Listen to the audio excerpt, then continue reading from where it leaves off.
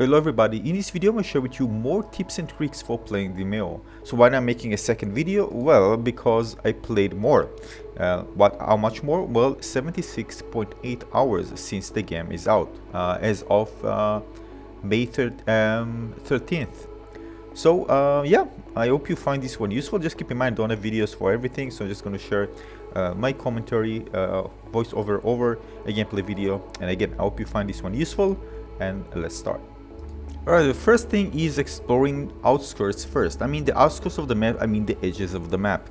The reason for this, especially level 2, is because, one, you're gonna find lots of points of interest there without actually needing to engage with what happens in the center of the map, but just going around the edges.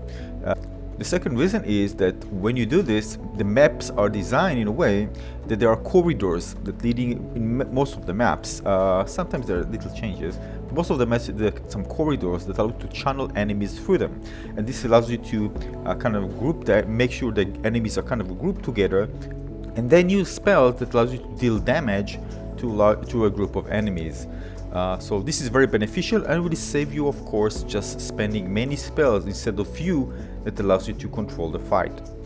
It's also very easy for your support character, the archer and the sorcerer, the hunter and the sorcerer, to give you support properly, position locating themselves, and not having need to deal with enemies coming from many directions.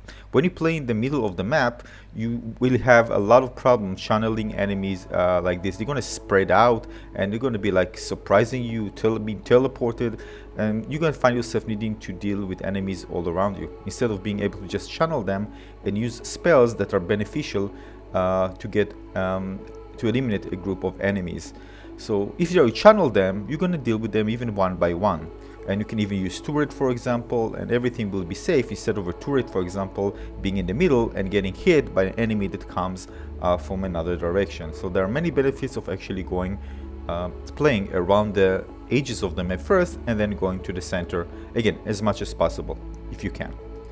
Now the Guardian, well, some call it Paladin, is the tank character in the game.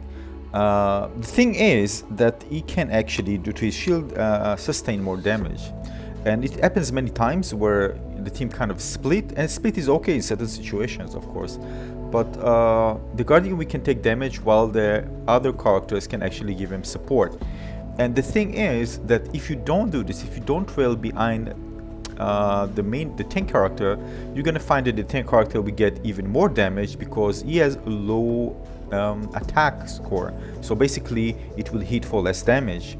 What this means is that it will take the tank more time to kill enemies if it doesn't have your support, and this leads to wasting many cards to either support, revive, or even turns to just get to the enemies or maybe change tactics.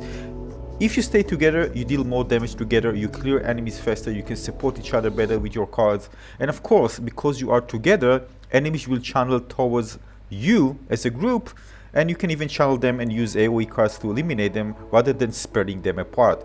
So there are many benefits of actually staying together as a group near the tank leading the group than actually spreading out. But of course it's possible, but keep in mind in future levels this might be even more necessary. Maybe now it's kind of more forgiving, but I recommend again staying and let the tank lead, and this way you're going to spend less cards and you're just going to have fun together playing as a group, don't you think?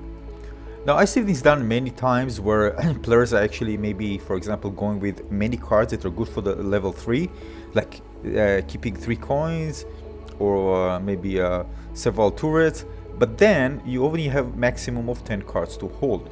What this means is that you're gonna find, for example, when entering level 2, that you don't have, or your teammates don't have, the cards that allows you to finish it quick. Maybe quick is not the right word, but having troubles to kind of control the fight. So if you find that you have a selection of cards that are good for level 2, with AoE cards, you know, another type of cards that, for example, turrets, right, they're not the best one. They can be used, of course, in many situations, but many people just keep them for level 3, so they're not even using them in level 2. So what you're going to find is that you're going to spend more cards in level 2 than needed, and the match is going to be much longer. So you can spend even 3 hours, up to 3 hours, who knows, even more. I don't know actually how long matches are for other people. But based on my experience, when I have a set of cards that I know that are good for level 2, I keep them. Of course, you can keep those for level 3, like a coin, like ballistas, and other cards. But just keep in mind, it's better for you to make sure that you deal with the level 2 well, and then if you are at the store, buy ones. If you find ones that are actually good for level 3, I'm probably going to keep 1 or 2 cards that I know are good for level 3, maybe maximum 3, but others I'm probably going to use to make sure that we clear level 2 in the most efficient way possible. Now the other thing is that you need to pay attention to the chain reaction of your cards that you're actually using, and how they actually affect other things that can affect other things that can affect other things, and so on.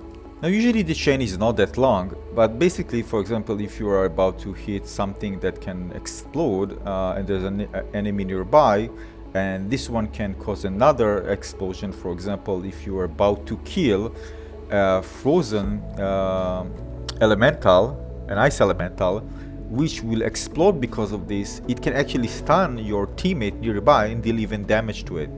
So again, these type of things that if you are aware of, they're not too complicated to follow, but if you are aware of, you can save a turn for your teammates and damage. And of course, in other situations, it can even cause you some more trouble. So make sure you pay attention what will happen when you activate one of the cards on certain maybe enemies, maybe other items that are spreading the level, so you know actually what the outcome will be at the end of your turn. Now this is something that I don't see many actually paying attention to. If you have cards that you don't need, you can actually drag them to the blue mana bar area, the one on the right side of your card, and this will give you 20 mana. So what this means is that when the mana is filled over 100, all of you, everybody in the teammate, will get a new card.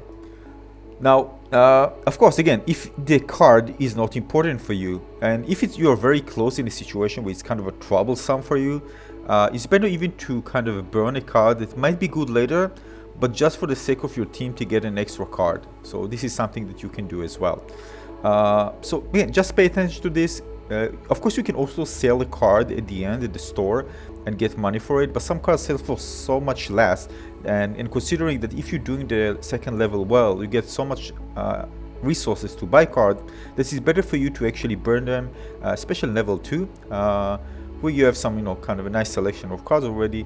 Just burn them and get some nice set of cards in return, for everybody in the team, of course, not just you.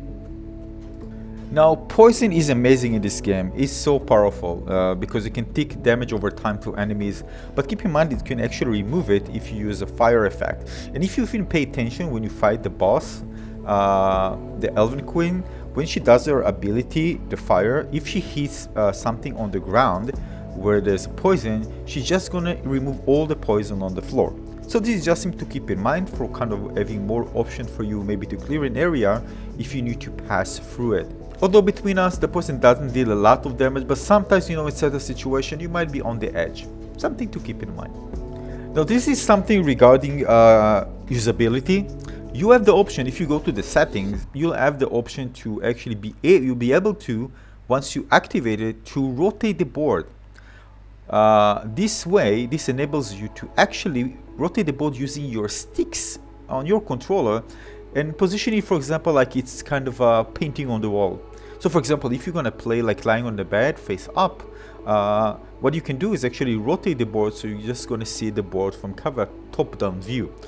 And this is also, for some players, can solve the problem when you have kind of a back aching issues. Because if you look down on the board for a long time, you're probably going to feel a bit of aching at the top part of the back of your back, or your neck. So this is something that I recommend checking out. So make sure you check it out at the settings and play with this option. Just keep in mind when you rotate the board, the area around your board will be black instead of the room. And maybe you actually by mistake actually did it if it's already enabled, and you probably saw the board be tilting. So if it's tilting kind of in the middle of the game, you probably just moved the joystick, and it happened. So it's not a bug, just keep this in mind. Again, go to the settings. You can enable and disable it, by the way, based on your preference. Now, when it comes to the boss fight, when you actually land, I recommend always checking the side before opening any door and going to the center, checking if the queen is on this kind of at the edges of the map where you can actually travel without opening the door to the middle. If the queen is there, it's a very easy fight, and we don't want to attract enemies to that location. So what you can do is just, if he's there, you can just go there and focus on eliminating her. And also the unheard. So unheard, by the way, if you move your kind of pointer with your hand towards the enemies, you can actually see their name when you over it. So basically the unheard actually make the queen and other enemies invulnerable to damage, and these are the ones that you need to eliminate first. So if you see those, by the way, and you, with every situation you are, make sure you prioritize them. So again, once you actually see that the queen is there or not there, then you can actually move on and fight her by just doing the things, other things that you like, depends on the dynamics of the fight. For example, just detecting where she is and maybe putting turrets in the center, getting ready for the fight, and maybe just, you know, maybe become invulnerable and just go and try to coin her. It's up to you. But again, the recommendation, check the outskirts where you are located first before actually opening a door and inviting more enemies to come in towards your location. Now this tip is for new players. I've seen many people, especially those who I'm playing with, that always ask what to do. So you go into this game not to ask people what to do and just be their path. I mean, it's good to kind of consult with your teammates if you have kind of you don't know what to do as a new player, but always just doing what other people tell you. And some actually players can be quite bossy and always tell you what to do. Do your own thing. It's okay to listen, of course. It's very important to listen what the others say, but you are the one that will make the decision. And it's okay to make mistakes. Don't be afraid to make mistakes. It doesn't mean that those who are actually telling you what to do knows what they are talking about. So make sure you kind of think things through, because this part of thinking a situation, this is the most important thing. You need to kind of train this to see what options are there, and you're gonna get to a situation where you probably won't ask even anybody what to do or for anything, because you already be familiar with the mechanics and the different situations that are available. Of course, there are many dynamics, but the way to actually train your brain to think in this game strategically is doing this yourself, not just doing something that somebody tells you. So this is, I think, one of the things that I've seen many new players are actually doing. But again, go yourself, think things through, take your time to think what the best strategy is, and make the decision yourself. Again, it's okay to listen for other people if you really don't know what to do, but again, make your own decision, even if it contradicts what other people are actually telling you. All right, so again, be confident, and this is the way to actually learn the game better. Now, having said that, it doesn't contradict the fact that it's great to actually consult your teammates, because they know what cards they have, and maybe if you want, for example, to combo with them, you can of course ask them if they have this card or that card. So it's great to actually communicate with teammates to create really cool moves based on what cards they have. All right, so again, it doesn't contradict. Make sure you kind of train yourself to think independently, but you can always, of course, consult with your teammates every time. Now this one, as you know, when you play, you're gonna find yourself, especially when you do quick play, you're gonna find yourself joining other people's matches. This is most of the time during a play, so you won't start from the start. Most of my games, I think like 90% of the games, or even more, I'm actually kind of joining games in the middle of the level.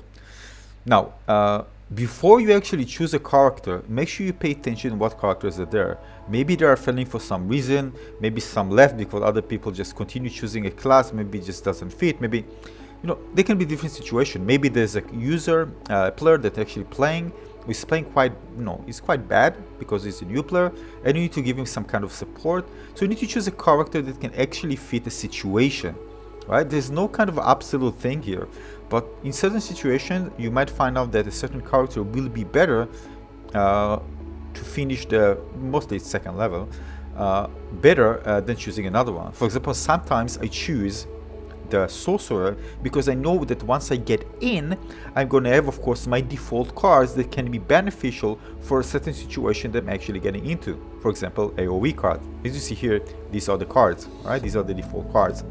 So Fireball, for example. So when you get in, you won't have like a lot of option to get cards. Maybe all the other areas that the cards are available are actually already taken. So you're just gonna have your default deck. Alright, so again, if you already have your default deck, it's better to choose something that actually fit a certain situation to allow you to kind of help those teams. Because for some reason, there's an empty space, right? It can be empty space because no people join yet, but it can be empty space because maybe some of those who are actually playing having troubles. So again, just observe the fight before actually the board, before actually getting in, and maybe choose a different selection of a class, depends of actually what you are seeing in front of you on the board. Yeah, so this is for this video. More tips upcoming. It's already quite long. So I'm going to end this one here. I'm going to share more tips with you, of course, in future videos. So make sure you subscribe to my channel. Give this one a little like.